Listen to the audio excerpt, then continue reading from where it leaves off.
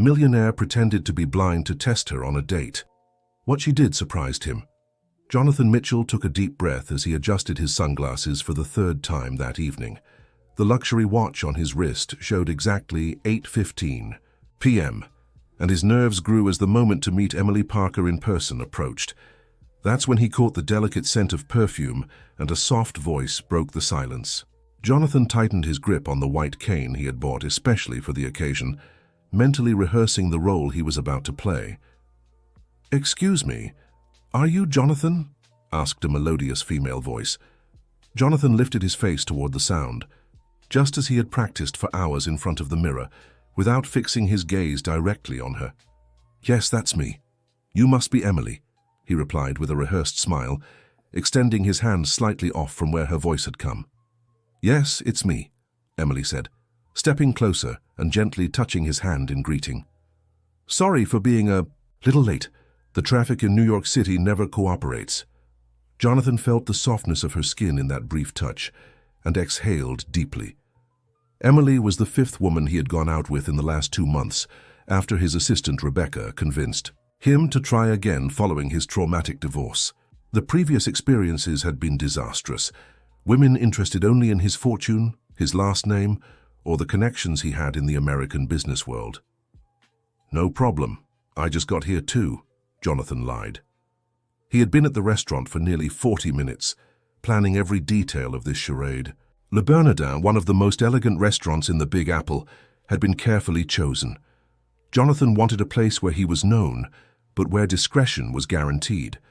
The maitre d', already briefed beforehand, led them to a reserved table in a more private corner with soft lighting. "Let me help you," Emily offered naturally, lightly touching Jonathan's elbow to guide him. It was the first test. Many people grew uncomfortable or overly solicitous around someone with a visual impairment. Jonathan noticed her touch was respectful, neither intrusive nor distant.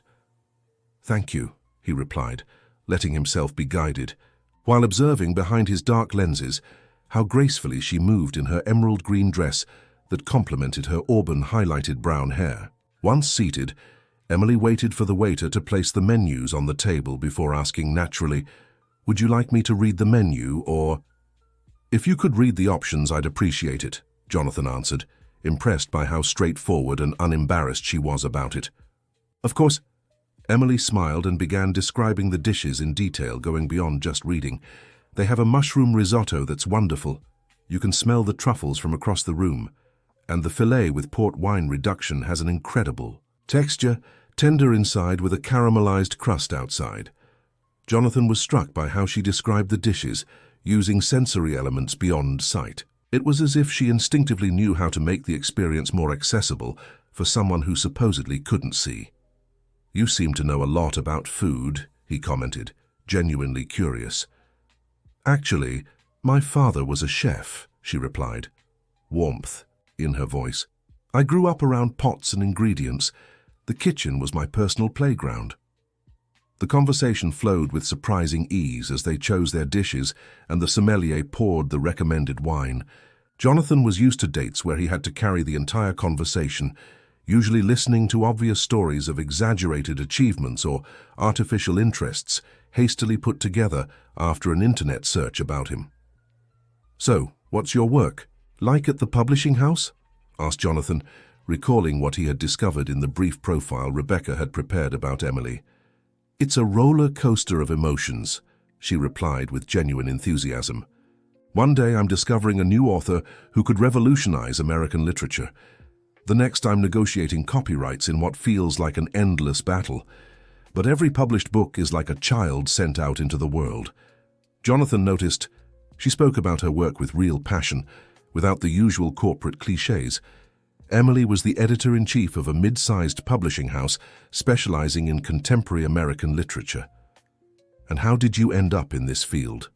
he asked, genuinely interested, while accidentally moving his hand to grab the wine glass and knocking it over onto the table. The red wine spread across the white tablecloth, a few drops splashing onto his shirt. It was the second deliberate test. Emily reacted quickly and discreetly. Without making a fuss or drawing unnecessary attention, She grabbed a napkin and contained the liquid before it reached his clothes. "Don't worry, it happens," she said calmly. "I'll ask them to change the tablecloth." She gave a subtle signal to the waiter, who approached promptly. While the tablecloth was being replaced, Emily kept the conversation flowing naturally, not letting Jonathan feel embarrassed by the staged incident. "You asked how I got into this field," she continued. "I actually started as a proofreader at a small university press, but I've always had a passion for discovering new voices, new talents.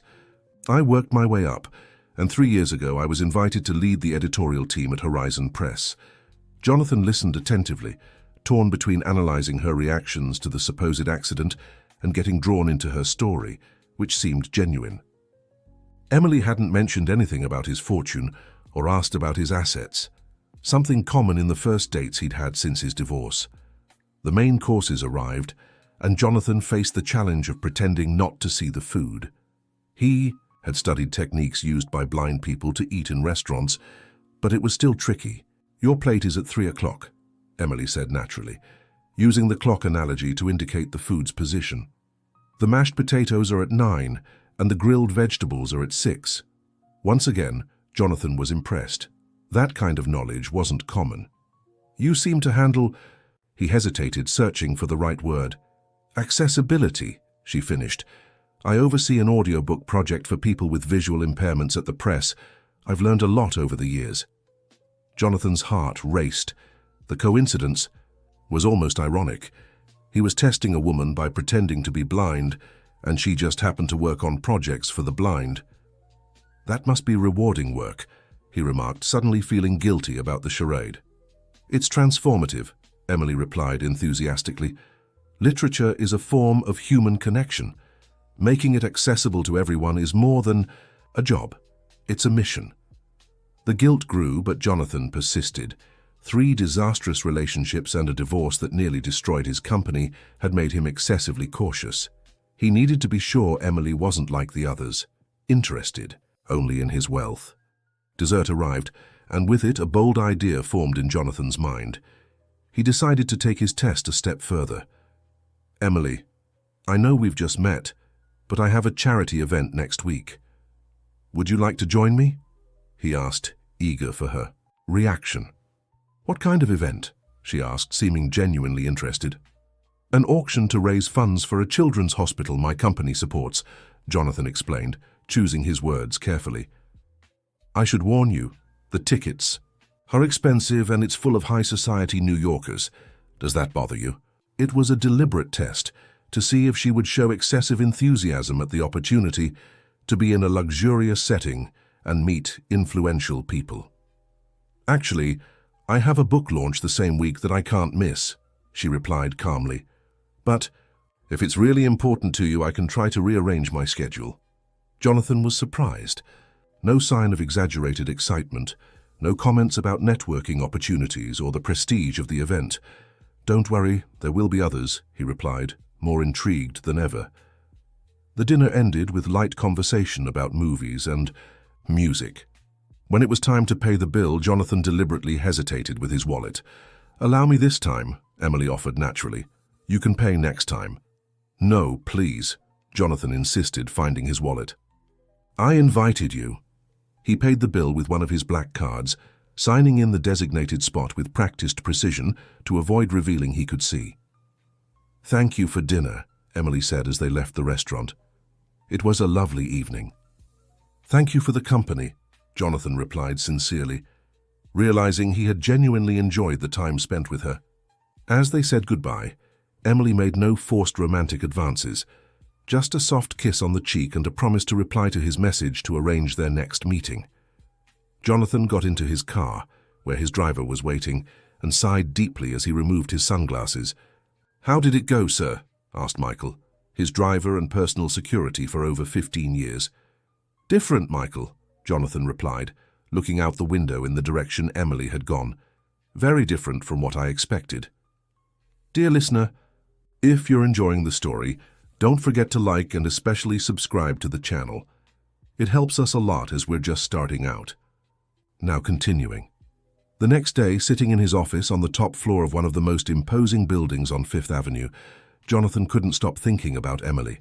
There was something genuine about her that deeply intrigued him. "Rebecca, please come in," he called through the intercom when his assistant lightly knocked on the frosted glass door. Rebecca Wilson had worked with Jonathan for over a decade. She was more than an executive assistant.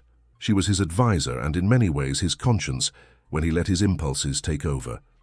"Good morning, Jonathan," she greeted him, already holding a folder of documents and the tablet with his daily schedule. "How was the date last night?" Jonathan swiveled in his leather chair, contemplating the panoramic view of New York City before answering. "She's different," he finally said. "She showed no interest in my money, didn't ask about my business, didn't try to impress. It was like," he hesitated, searching for the right words, "like she actually wanted to know the person, not the businessman." Rebecca watched him with that look Jonathan knew well, a mix of maternal concern and veiled disapproval. "And you're going to keep up this ridiculous charade?" she asked bluntly, being one of the only people besides Michael who knew about his plan to pretend to be blind. "Just 1 or 2 more dates," Jonathan replied, avoiding her critical gaze. "I need to be sure." "Jonathan," Rebecca's voice took on a serious tone she rarely used with her boss, "don't you think you're taking this too far? This woman seems genuine. What happens when she finds out the truth?" The question hung in the air like a heavy cloud. Jonathan knew he was playing a dangerous game, but the traumas of his past spoke louder. "I'll tell her everything before it gets serious," he promised, more to himself than to Rebecca. "It's just a precaution." "A cruel precaution," Rebecca replied, unable to hide her disapproval. "Just because Jennifer cheated on you and Amanda, was only interested in your money, doesn't mean all women are like that." Jonathan stiffened at the mention of his ex-wife's name. Jennifer had been his college sweetheart. They'd married young and built the real estate empire, now worth billions together. When he discovered she was cheating with his business partner, it wasn't just his heart that broke. His ability to trust shattered too. "How long have you known me, Rebecca?" he asked, rubbing his temples. "Almost 12 years," she replied promptly. "And in all that time, how many women have approached me for who I am, not what I own?" Rebecca sighed, knowing it was pointless to argue. "Just be careful," she said finally. "You might push away the right person out of fear of the wrong ones." Their conversation was interrupted by the arrival of other executives for an important meeting. The rest of the day passed in a blur of spreadsheets, contracts, and negotiations, but Jonathan's mind kept drifting back to his dinner with Emily. 3 days later, they met again. This time Jonathan suggested an evening stroll through Central Park. He wanted to see how Emily would behave in a more casual setting, where keeping up appearances wouldn't be so easy. He arrived early, once again wearing sunglasses and carrying his white cane, settling onto a bench near the lake. The park was relatively quiet for a Saturday, with a few families strolling and young people playing sports in the distance. "Hi, Jonathan," Emily's voice surprised him as she arrived a few minutes late. "Sorry for the delay. I stopped to pick something up for us." He caught the aroma of freshly brewed coffee before she even sat beside him. "I brought us coffee," she explained, placing a cup in his hand. "Thought it'd be nice with this cool breeze." The simple gesture caught him off guard. It wasn't an expensive gift or a showy gesture, just genuine kindness. "Thank you," he replied, feeling the warmth of the cup between his hands. "How was your week?" "Busy," Emily answered, sitting beside him. "We're finalizing edits on a book that's shaping up to be a hit, but the author's a perfectionist, changes up to the last minute. And yours?" "The usual," Jonathan said vaguely, not wanting to delve into the details of the $1 million deal that had consumed his days. Meetings, spreadsheets, more meetings. They talked for nearly 2 hours, strolling slowly along the park paths.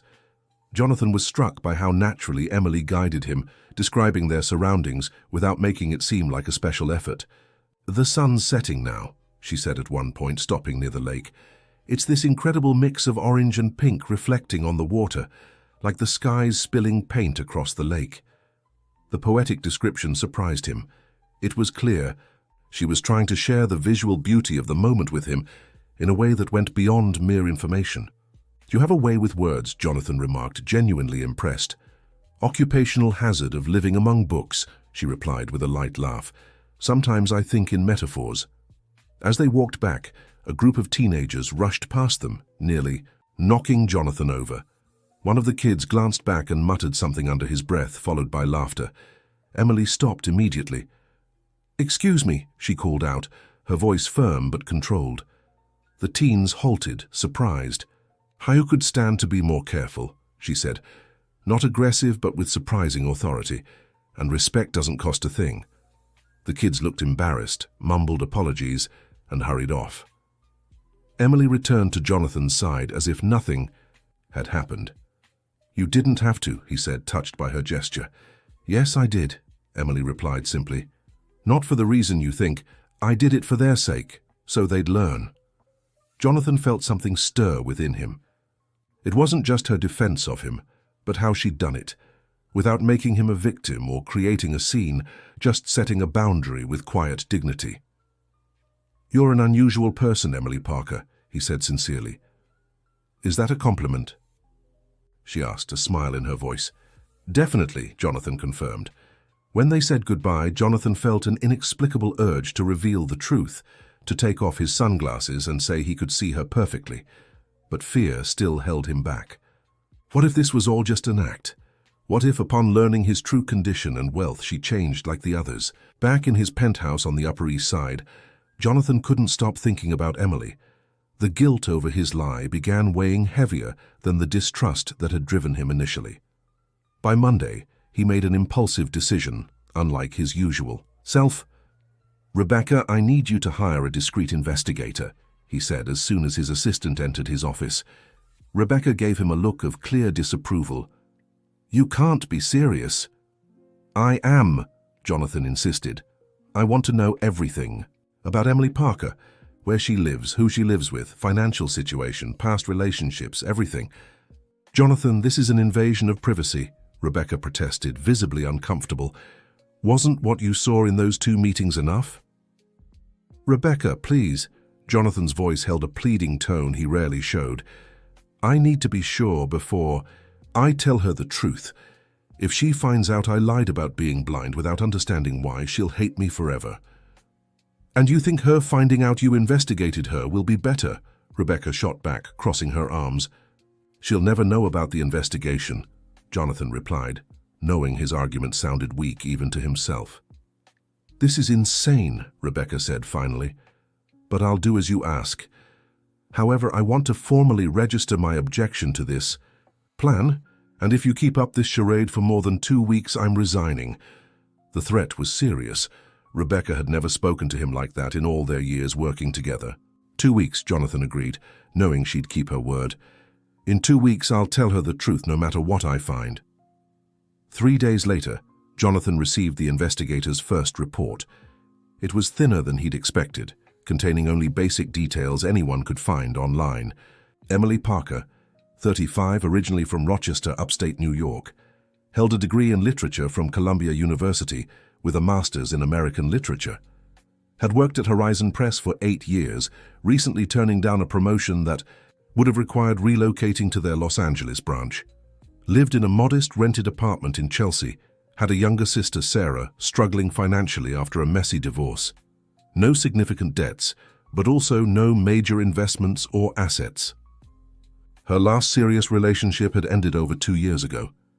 The report specifically noted she'd refused the promotion, despite needing the raise it would bring, apparently to keep helping her sister, who lived nearby. Jonathan reread the report multiple times, searching for red flags, anything to justify his suspicion. He found nothing. Instead, it painted a picture of a hard-working, responsible woman with no financial ambitions. His thoughts were interrupted by a text message on his phone.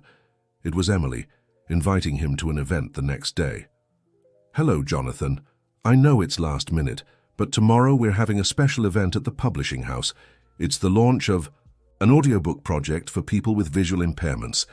I'd love for you to come if you can. It's nothing formal, just a small celebration with readings and cocktails. What do you think?" Jonathan felt his heart race. The coincidence was almost cruel. She was inviting him to an event related precisely to the condition he was pretending to have. Guilt hit him like a punch to the gut. His first instinct was to refuse. How could he attend such an event? Keeping up his charade in front of people who actually had visual impairments, it would be the height of insensitivity. But then he realized that saying no would mean missing a chance to learn more about Emily's world, to understand what drove her. Besides, he was genuinely curious about the project. "I'd love to go, thanks for the invitation. Send me the address and time and I'll be there," he replied before he could change his mind. The following evening, Jonathan arrived at the publishing house's headquarters, located in a renovated old building in downtown New York City. Michael dropped him off at the entrance, and they agreed he'd return to pick him up in 2 hours.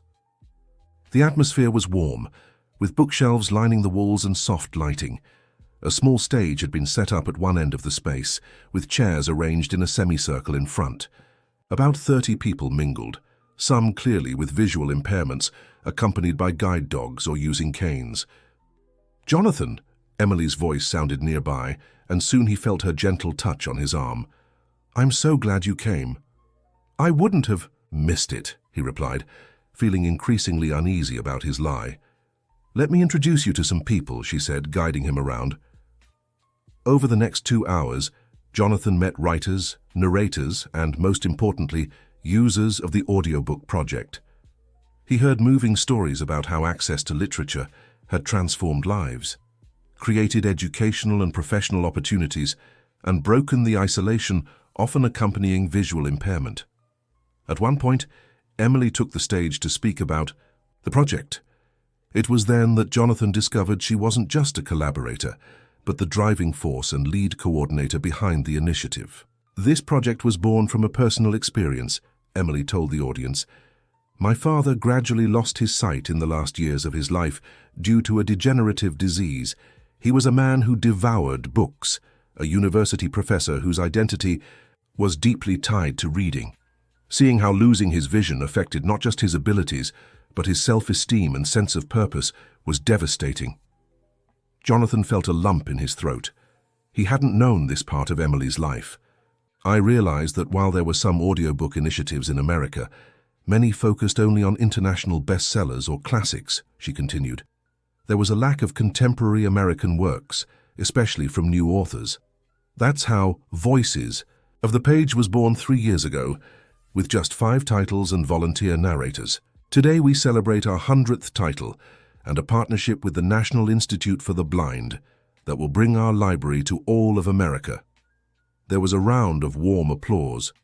Jonathan clapped automatically, feeling more wretched about his deception by the minute.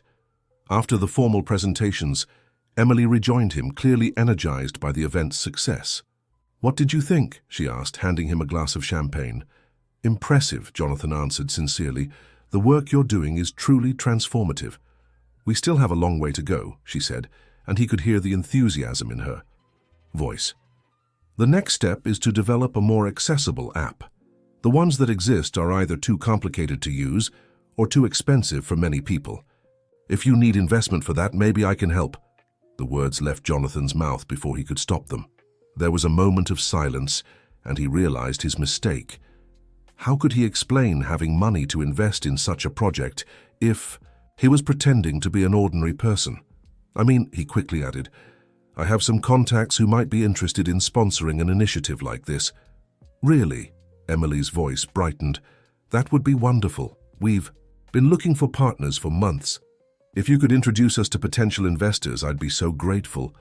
Jonathan breathed a sigh of relief when she didn't press further, but guilt gnawed at him more and more. He was getting deeply involved with someone he was lying to about something fundamental.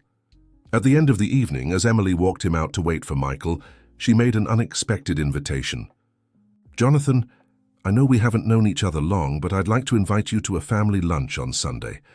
Nothing formal, just me, my sister, my brother-in-law, and my niece. What do you think?" The invitation caught him off guard. Eddie. Family lunch was a big step, something that showed she was truly interested in deepening their relationship. "I would love to," he replied, torn between his genuine desire to learn more about her life and the fear of furthering the charade. "Great," Emily smiled, gently touching his arm. I'll text you the address. It's a simple apartment, so don't expect anything fancy. When Michael arrived to pick him up, Jonathan got into the car feeling like the worst kind of man. Not only was he lying about his circumstances, but now he was bringing that lie into her family's home. To the apartment, sir? Michael asked, watching him in the rearview mirror. No, Jonathan answered after a moment's hesitation. Let's go to the office. I need to think. On Sunday, promptly at 1 p.m., Jonathan arrived at the Suzy address Emily had sent him. It was a modest building in Astoria without a doorman, its well-kept facade betraying its good 30 years of age. He climbed the stairs to the 4th floor, maintaining the pretense of visual impairment with Michael's help, who left him at the building entrance with a promise to return in a few hours. Emily greeted him at the door with a soft kiss on the cheek. The small apartment was filled with the inviting aromas of home-cooked food. Welcome to our home, she said, guiding him by the arm. Let me introduce you to my family. Sarah, Emily's younger sister, was a younger version of her with the same brown hair but more restless eyes. Robert, her husband, was a quiet man who worked as a math teacher in a public school. Their daughter Lily, a 5-year-old girl with boundless energy, ran to hug her aunt as soon as she saw them. Aunt Em, is this the prince you talked about? The child asked, with the brutal honesty typical of her age, making everyone laugh and Emily visibly blush. Lily, Sarah gently scolded. Remember what we talked about nosy questions? Sorry, the girl said, not looking the least bit remorseful. But he wears sunglasses inside like in the movies. Jonathan couldn't help but smile at the child's sharp observation. It's okay, he said, bending toward the little voice. And no, I'm not a prince, just your aunt's friend. The lunch unfolded with a casualness Jonathan hadn't experienced in years.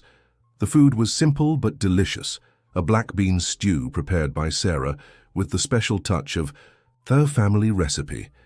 The conversation flowed naturally without pretense or formality.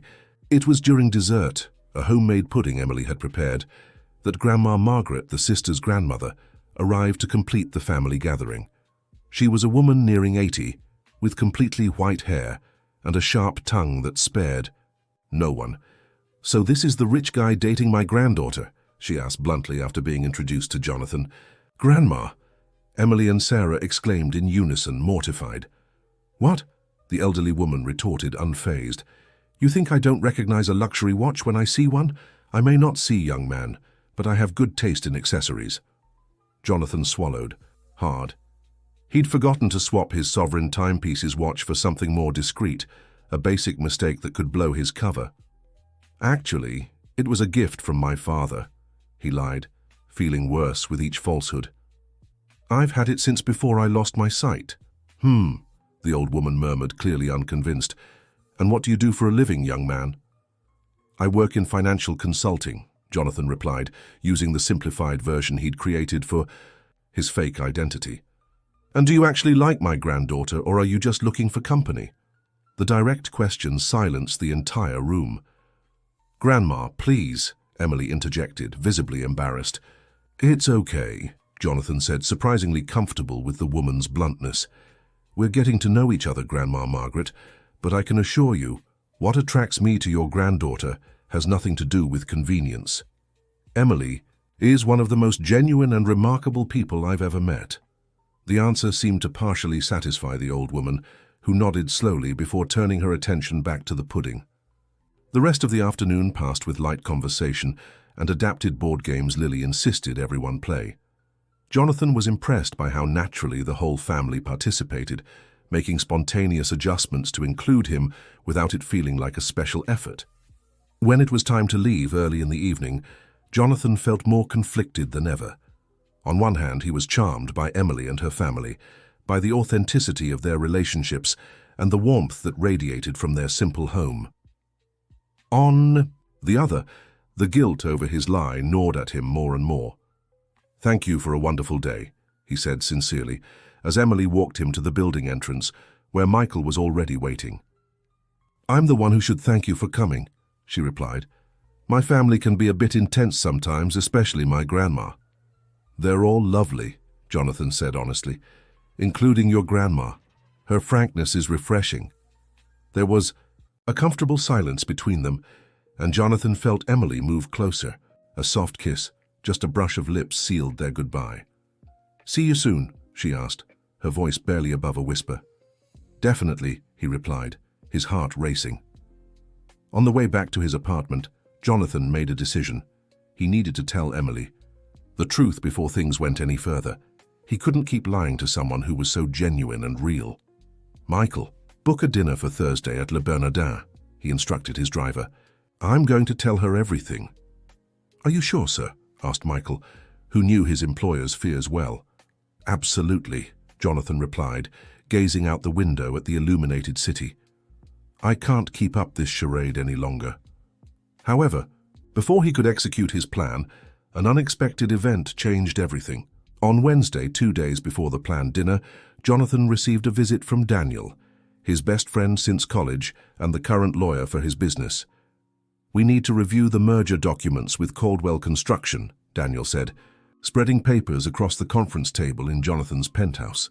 They spent hours discussing clauses and conditions until Daniel casually mentioned, "I heard you're seeing someone."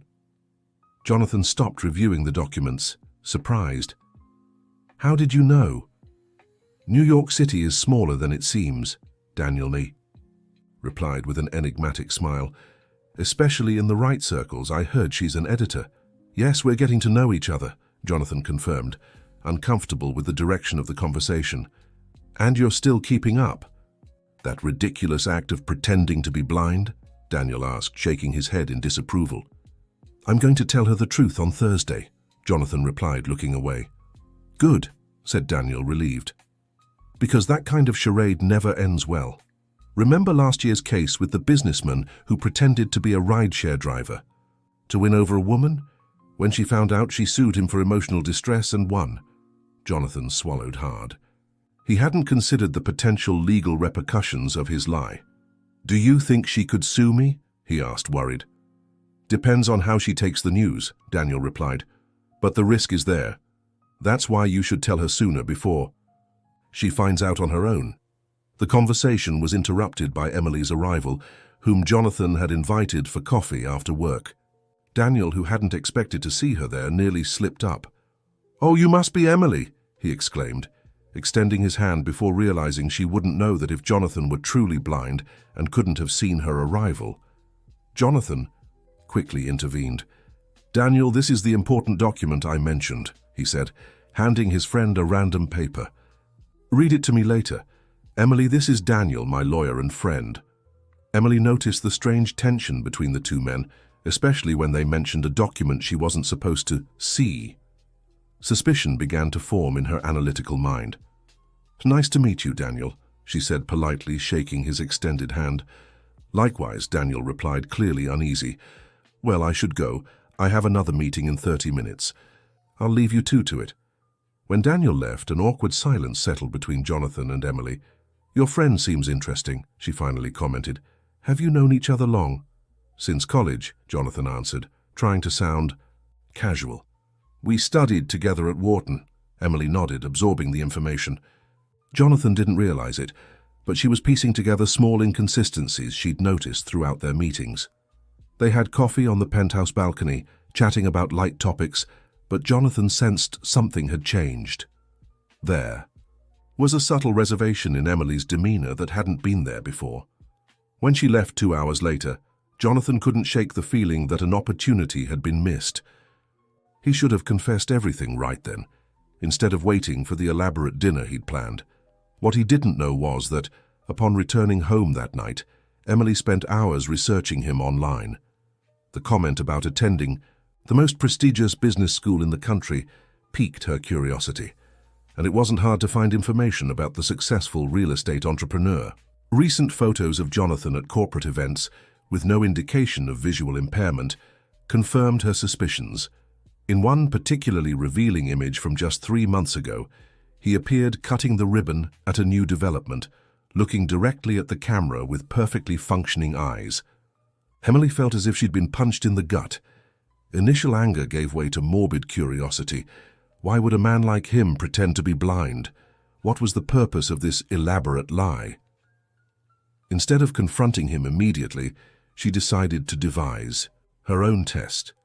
The next morning she sent a message inviting him to dinner at a special place on Thursday night, exactly when he had planned to tell the truth. "I have a surprise for you tomorrow, a unique place I think you'll appreciate. Can I pick you up at 8 p.m.? Jonathan, suspecting nothing, accepted the invitation, rescheduling his own plans to reveal the truth until after dinner. After all, what harm could there be in delaying the confession for a few hours? Dear listener, if you're enjoying the story, don't forget to like and especially subscribe to the channel. It helps us a lot as we're just starting out. Now continuing. On Thursday evening, Jonathan waited at the entrance of his building, impeccably dressed in a tailored navy blue suit, his ever-present sunglasses covering his perfectly functional eyes and the white cane firmly gripped in. His right hand, guilt and anticipation mingled in his chest. He had made up his mind. After dinner, he would tell Emily the whole truth. Right at 8 p.m., a compact car pulled up in front of him. Jonathan heard the door open and caught Emily's delicate perfume before she even spoke. "Good evening, Jonathan," she greeted him in a tone he couldn't quite decipher. There was something different in her voice, something that hadn't been there before. "Good evening," he replied, extending his hand toward her. Emily guided him to the car, and during the ride she kept up a polite but distant conversation about their workday and the city traffic. Jonathan noticed the shift, but chalked it up to his own anxiety about the confession he would make later. "Where are we going?" he asked, after realizing they had been driving for nearly half an hour. "It's a surprise," Emily answered. "A unique place in New York City. I'm sure it'll be a revealing experience." There was something in the way she emphasized the last word that sent a shiver down Jonathan's spine. But before he could dwell on it, the car stopped. "We're here," Emily announced. Jonathan was led to what seemed to be the entrance of a restaurant. The ambient noise and murmur of conversations confirmed his assumption. What puzzled him was the peculiar aroma and the sensation of stepping into an environment unlike any other. Restaurant, he knew. "Welcome to Dining in the Dark," a man's voice greeted them. "My name is Jason and I'll be your guide tonight." Jonathan's heart froze. Dining in the Dark was a restaurant where guests dined in complete darkness, served by visually impaired waiters. "Have you been here before?" Jason asked. "It's my first time," Emily replied, "but I believe my companion will feel quite at home, won't you, Jonathan?" The slightly ironic tone didn't go unnoticed. Jonathan began to suspect their presence. Here was no coincidence. "It's my first time, too," he answered, trying to maintain his composure. "Great. Then let me explain how it works," Jason continued. "You'll leave all light-emitting objects here in the locker, including phones, digital watches, and in your case, sir, we can also store your cane since it won't be necessary inside. Then I'll form a line with the two of you, hands on the shoulders of the person in front, and guide you to your table. The space is in complete darkness, so it's important to follow my instructions carefully." Jonathan swallowed hard as he stored his belongings, including the cane that had become his constant accessory these past weeks. He felt trapped, caught in his own lie. Following Jason's instructions, they entered the pitch-black restaurant. The absence of light was absolute, creating a disorienting experience even for Jonathan, who could see perfectly well. For the first time, he experienced a fraction of the reality he had pretended to live. "Here's your table," announced Jason after a short walk. "I'll guide your hands to the seats, utensils, and glasses. The menu is fixed, a 6-course tasting menu. I'll be nearby if you need anything. Just call my name." After Jason stepped away, a heavy silence settled between them. Jonathan could feel Emily's presence across the table, but the absolute darkness kept him from reading her expressions. "So, Jonathan," Emily's voice cut through the silence, "how are you feeling in this setting?" There was a challenging tone to her question that left no doubt. She knew. "Emily, he began, but she interrupted. "It must feel very familiar to you, right?" she continued, her voice controlled but charged with emotion. "After all, you live in this darkness every day, or at least that's what you want me to believe." Jonathan's heart raced. His worst fears were confirmed. "You found out." It wasn't a question but a defeated admission. "Yes," she replied simply, "and I brought you here because I wanted you to experience. even if just for a few hours, what it truly means not to see. Ironically, in this restaurant, where we're on equal footing, you don't have to pretend. Jonathan felt the weight of guilt crushing him. In complete darkness, unable to rely on facial expressions or gestures, his words would have to carry all the sincerity he could muster. "I was going to tell you everything today," he said, almost pleading. "I plan to reveal the truth after dinner." "How convenient," Emily answered bitterly. "After weeks of lies, after introducing me to your assistant and your best friend, while keeping up the charade, after entering my family's home pretending something so serious. Now you decided it was time for the truth." "It was wrong, I know," Jonathan admitted. "I have no excuses for what I did." "Then why?" The simple question carried all the hurt and confusion Emily felt. Why pretend something like this? Jonathan took a deep breath. The darkness surrounding them seemed fitting for finally bringing the truth to light. "Fear," he answered honestly. "After 3 failed relationships with women who were only interested in my fortune, I created this cruel test. I wanted to know if someone could care for me without knowing who I was or how much I had." The first course arrived momentarily, interrupting the conversation. Jason guided them precisely to their utensils and explained what was being served. When they were alone again, Emily resumed. "I understand the fear of rejection or being used," she said, her voice softer now. "But faking a disability, that goes beyond any understandable insecurity, Jonathan. Do you know how many people struggle daily with the real challenges of visual impairment? Do you know how it affects their lives, their opportunities, their self-esteem?" Every word struck like a blow, precisely aimed at Jonathan's conscience. "I know," he murmured. "The guilt has been eating at me every day, especially after learning about your audiobook project, after realizing how much it meant to you because of your father." The irony of the situation wasn't lost on me. "It wasn't just ironic, it was cruel," Emily countered. "You watched as I tried to be thoughtful and inclusive, probably judging my actions as part of your little social experiment." "That's not how it was," Jonathan protested. "I was genuinely impressed by your naturalness, by how you treated me with respect, without pity or discomfort. It was unlike anything I'd ever experienced. The courses kept coming, and as the meal progressed in darkness, so did their conversation. Emily alternated between moments of justified indignation and reluctant curiosity about Jonathan's motivations. "How did you figure it out?" he finally asked after a long silence. "Small inconsistencies kept adding up," Emily explained. "You reacted to things you couldn't have heard, only seen. Your cane was sometimes in the wrong place when you stood up, and there was something about the way you looked in my direction that seemed too practiced. But what confirmed my suspicions was when you mentioned studying at Wharton. I did a quick search and found several recent photos of you, clearly able to see." Jonathan felt exposed and vulnerable, but also strangely relieved he no longer had to keep up the lie. "What else did you find out about me?" he asked. "Enough," Emily replied. "I know you're not just a financial consultant, but the CEO of Mitchell Development Group. I know your personal fortune is estimated in the billions. I know about your divorce 3 years ago and your other failed relationships. And what do you plan to do with that information?" The question came out more defensive than Jonathan intended. "That's your concern now?" Emily's voice held disbelief. "That I might use what I know against you somehow? That I'm like the others?" Shame washed over Jonathan like a wave. "No, that's not it," he tried to explain. "It's just, I'm so used to protecting myself that sometimes I forget not everyone has ulterior motives. Some people just want genuine connections, Jonathan," Emily said with palpable sadness in her voice. "Some people just want to know others for who they are, not what they have. It's ironic that you, with all your money and privilege, can't see that." The choice of words didn't escape Jonathan. "You're right," he admitted. "I wanted so badly not to be deceived that I ended up being the deceiver. The truth is, in our last few meetings I wasn't testing you anymore. I was just delaying the moment of revealing the truth because I was afraid of losing what we were building."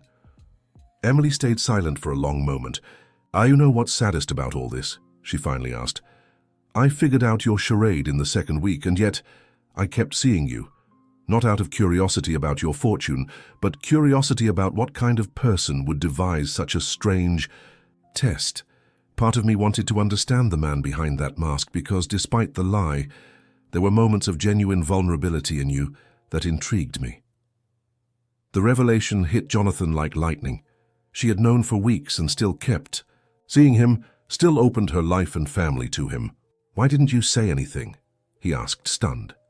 "For the same twisted reasons you didn't reveal the truth," Emily replied. "I wanted to see how far you'd go. I wanted to understand your motives. And maybe because, despite everything, I'd developed feelings for you, or at least for the person I glimpsed behind the act." The final course arrived, an elaborate dessert neither could fully enjoy, absorbed as they were in the painful but necessary conversation.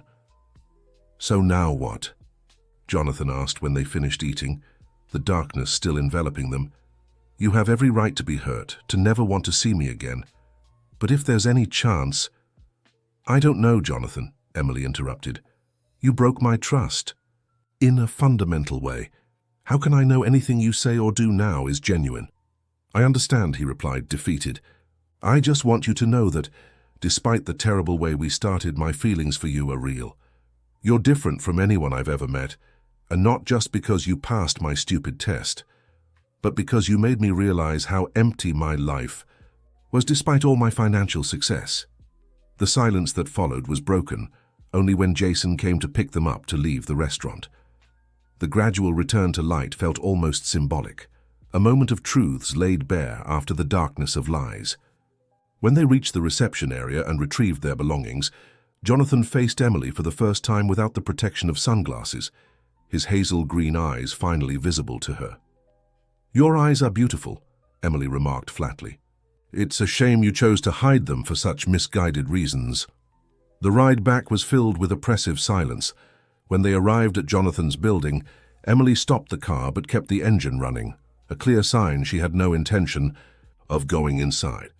"There's something I want you to know before you go," Jonathan said, gathering his courage. "I'm making a significant donation to your audiobook project, with no conditions or expectations. It's not an attempt to buy your forgiveness, just an acknowledgement of the importance of the work you do." "I'll thank you on behalf of the project," Emily replied formally, "but this doesn't change what happened between us." "I know," Jonathan said. "I just hope that someday you might find it in your heart to forgive me, even if you never want to see me again." Emily studied him for a long moment, her eyes betraying an inner conflict. "Goodbye, Jonathan," she finally said. "Goodbye, Emily," he replied, stepping out of the car with a heavy heart. In the days that followed, Jonathan sank into deep melancholy. It wasn't just the loss of Emily that weighed on him, but the painful realization of his own moral failings. The deception he had created reflected a distrust of people so deeply ingrained it had become toxic. A week after the fateful dinner at Dining in the Dark, Rebecca entered his office with a serious expression. "I got a call from Daniel's assistant," she informed him. "It seems he tried to contact Emily to offer her a substantial sum in exchange for signing a confidentiality agreement about your situation." Jonathan stood abruptly, his face twisted in anger. "He did what?" he shouted. "I never authorized this." "She refused outright," Rebecca continued. "According to his assistant, Emily said she's not for sale, not her silence, not her integrity." Jonathan dropped back into his chair, stunned. Even after everything he'd done, Daniel had somehow made things worse, confirming for Emily exactly the kind of person she likely thought he was. "Call Daniel now," he ordered, "and then get my car ready. I need to speak to her in person." But Emily didn't answer his calls or respond to his messages. The doorman at her building informed him she had left for a work trip. At the publishing house, the receptionist simply said she was at a literary fair out of town with no set return date. For 3 weeks, Jonathan tried in vain to reach her. He sent flowers. They were returned. He attempted a letter. It came back unopened, marked, refused by recipient. Even Sarah, Emily's sister, refused to help when he showed up at the school where she taught.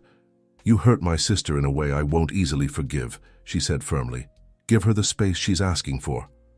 It was pure coincidence that, exactly 1 month after the dinner at Dining in the Dark, Jonathan spotted Emily at a cafe in Hudson Yards. She was deep in conversation with a man he didn't know, flipping through what looked like a manuscript. The immediate jealousy he felt was so intense, Jonathan nearly intervened right then. Steadying himself, he watched from a distance for a few minutes until their body language made it clear the conversation was professional. The man appeared older, perhaps in his 50s, and wore a badge from an accessibility conference taking place in one of the mall's pavilions. Gathering his courage, Jonathan approached the table. Emily looked up and froze when she saw him. The man, noticing the sudden tension, glanced curiously between them. "I'm sorry to interrupt," said Jonathan, feeling uncomfortably vulnerable without his sunglasses or any other shield. "Can we talk for a moment, Emily?"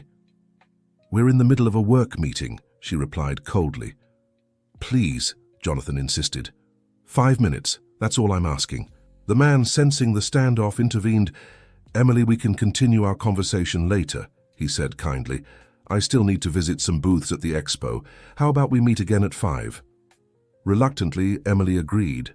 When the man walked away, Jonathan took his seat at the table, trying to ignore the icy stare she directed at him. "What do you want?" Emily asked bluntly. "Didn't I make it clear I don't want any more contact?" "I know I don't deserve your attention," Jonathan began, "but I need you to know I never authorized Daniel to offer you money for your silence. When I found out, I was just as horrified, as you must have been." Emily studied his face for a moment, as if weighing the sincerity of his words. "I believe you," she finally said, "but that doesn't change anything between us." "I understand," Jonathan replied. "I just wanted to clear that up. I don't want you thinking I'd ever try to buy your silence after everything." There was an uncomfortable silence before Emily spoke again. "Is that all?" she asked, clearly eager to end the conversation. "Actually, no," Jonathan said, gathering his courage. "I also wanted to say I've changed, or I'm trying to. I started volunteering at the American Foundation for the Blind. Twice a week, I help record audiobooks." Surprise flickered across Emily's face. "You volunteering?" she asked skeptically. "Yes," Jonathan confirmed. "At first it was a way to atone, I'll admit. But then I started to truly understand what you were trying to show me. About real empathy, about seeing beyond appearances, about privileges I never acknowledged." Emily watched him with an unreadable expression. "I'm not saying this to impress you or score points," Jonathan continued. "I'm saying it because, regardless of whether we ever have a chance, you changed my life. You opened my eyes, ironically." A ghost of a smile briefly touched Emily's lips. "Who was that man?" Jonathan asked, unable to contain his curiosity. "Dr. Thompson, an assistive technology specialist," Emily replied. "We're developing a more accessible audiobook app with a completely redesigned interface for people with visual impairments." "The project you mentioned that night at the publisher," Jonathan remembered. "Yes," Emily confirmed. "We secured some small funding, but we're still far from ideal. Developing accessible technology is always more expensive and complex than people realize." Jonathan hesitated before asking his next question. "Are you seeing someone?" he asked, immediately hating himself for intruding. Emily held his gaze for a long moment before answering. "No," she finally said. "I'm not." A spark of hope flickered in Jonathan's chest. "Emily, I know I have no right to ask for a second chance," he said, "but I'd like to propose something different. Can we start over from scratch? No lies, no tests, no pretenses. Just two people getting to know each other honestly." Emily crossed her arms, a defensive posture that didn't escape Jonathan's notice. "Why should I trust you again?" she asked. "You have no reason to," Jonathan admitted. "All I can promise is that I'll be completely transparent from now on, and I'm willing to prove that however you think is best." Emily paused for a moment, her face revealing the inner conflict she felt. "I have a condition," she finally said. "If you truly want a second chance, you'll have to volunteer at the Institute for the Visually Impaired for 3 months, not just occasionally recording audiobooks, but genuinely experiencing the challenges you pretended to face. I want you to wear a blindfold for a full day each week, learn Braille and attend support groups." The proposal was demanding, but Jonathan didn't hesitate. "I accept," he said immediately. "In fact, I've already started learning Braille. On my own, it's incredibly difficult. For the first time during their meeting, Emily smiled genuinely. 3 months, she repeated. No romance, no dates. Just you fulfilling this commitment and us perhaps building a friendship. After that, we'll see.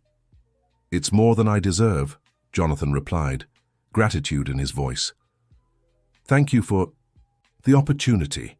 When they parted, there were no grand promises or dramatic gestures, just a simple agreement between two people, a second chance Jonathan was determined not to waste. Over the next 3 months, Jonathan kept his promise with a dedication that even surprised Emily. Once a week he wore a blindfold from the moment he woke until bedtime, experiencing the challenges of navigating, eating, and performing daily. Tasks without sight. He learned Braille with unwavering determination, often frustrated by its difficulty but never giving up. He attended support groups, listening to stories from people who faced the very challenges he had once frivolously pretended to understand. Most importantly, he fully funded the development of the audiobook app Emily had envisioned, but insisted his name remain completely detached from the project. He didn't want it to seem like an attempt to buy his way back into her heart. This time they met regularly at the Institute, but always in a professional context. Slowly, the tension between them gave way to cautious camaraderie. Emily watched with growing admiration as Jonathan underwent a genuine transformation, not just in his commitment to the cause of the visually impaired, but in how he viewed the world and interacted with others. 6 months after their chance encounter at the mall, Jonathan had not only completed his 3 months of volunteer work, but decided to continue indefinitely.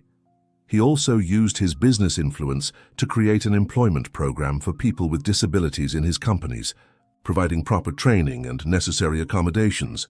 On the day of the official launch of the Voices of the Page app, after an emotional ceremony where users shared stories of how access to literature had transformed their lives, Jonathan approached Emily with a small package in his hands. "Congratulations on the successful launch," he said sincerely. "This app will change so many lives." "Thank you," Emily replied, her face lighting up with the genuine smile he adored. "It wouldn't have been possible without your help, even though you insisted on staying anonymous." "I didn't do it for recognition," Jonathan said. "I did it because I believe in the project, and in you." Emily accepted the small package. He handed her, unwrapping it curiously. Inside was a book, a Braille book. "I tried to write our story," Jonathan explained shyly. "I probably made mistakes in the Braille. I'm still learning. But I wanted it to be something that could be read by both sighted and non-sighted people." Emily opened the book, running her fingers gently over the raised dots on the first page. Tears welled up in her eyes as she read the title, "When I Finally Saw You, a Story About Seeing Beyond Appearances." "Jonathan," she began, but the words caught in her throat. "I don't expect this to erase what I did," he said quickly. "I just wanted you to know that those months completely changed my life and my perspective. You taught me how to truly see Emily in a way I never thought possible." At that moment, under the soft lights of the event hall, as people around them celebrated the launch of the app that would make literature more accessible, Emily made a decision. Slowly, she stepped forward and gently touched Jonathan's face. 3 months turned into 6, she said softly, "and in that time, I watched you change in ways I didn't think possible. It wasn't just the volunteer work or the anonymous donation. It was seeing you truly open your eyes to a world beyond your own." "Emily, Jonathan hesitated, afraid to ruin the moment. "I think I'm ready for that fresh start you proposed," she finished, a shy smile forming on her lips. "From scratch. No lies, no tests, no pretenses." Jonathan felt a wave of emotion, so intense he struggled to speak. When he finally found his voice, there was a genuine humility he'd never shown before. "I don't know if I deserve this chance, but I promise not to waste it," he said. "This time I want you to see me exactly as I am, with all my flaws and insecurities. I don't want to hide behind masks or tests anymore." Emily smiled, a smile that lit up her eyes and struck Jonathan straight in the heart. "Then let's start." "Over," she said, extending her hand. "Hello, my name is Emily Parker. I'm an editor and I run an audiobook project. Jonathan took her hand, a genuine grin spreading across his face. "Nice to meet you, Emily. I'm Jonathan Mitchell, businessman, novice volunteer, and lately, a Braille writing apprentice." The kiss that followed was unlike any they'd shared before. There were no lies between them, no masks or roles, just two people who had learned the hard way to see with their hearts. A year later, at an intimate ceremony held at the American Foundation for the Blind, Jonathan and Emily exchanged wedding vows.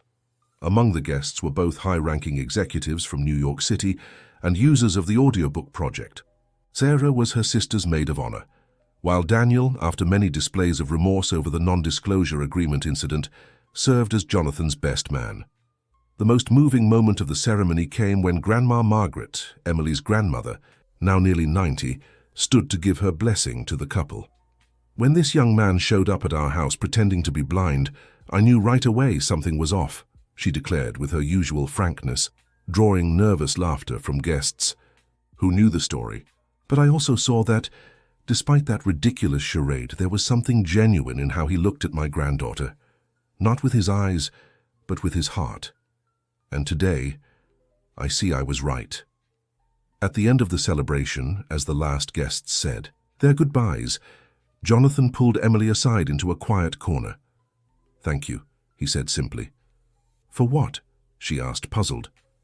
"For teaching me how to see," Jonathan replied, "in every possible way." Emily smiled, the same smile that had captivated him at their first dinner, when he'd pretended not to see her. "You know what's ironic?" she said, tracing the contours of his face gently with her fingers. "In the end, it was you who taught me that sometimes we need to close our eyes to truly see what matters."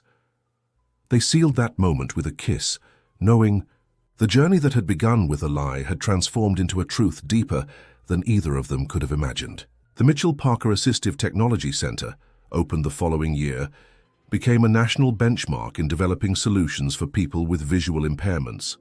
The app Voices of the Page, now with over 1 million users across America, revolutionized access to literature for the blind and visually impaired.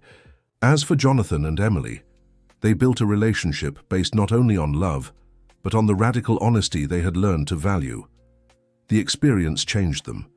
He learned genuine vulnerability, and she discovered the strength of transformative forgiveness. And every morning when Jonathan woke up beside Emily, he repeated to himself the most important lesson he had learned, that true vision doesn't depend on the eyes, but on the ability to see beyond appearances, with an open heart and without fear. The end of the story. Dear listeners, what did you think of Jonathan and Emily's journey? A lie that turned into true love. Let us know in the comments if you've ever forgiven someone who hurt you deeply. Your likes and subscriptions help us keep bringing heartwarming stories. Until next time.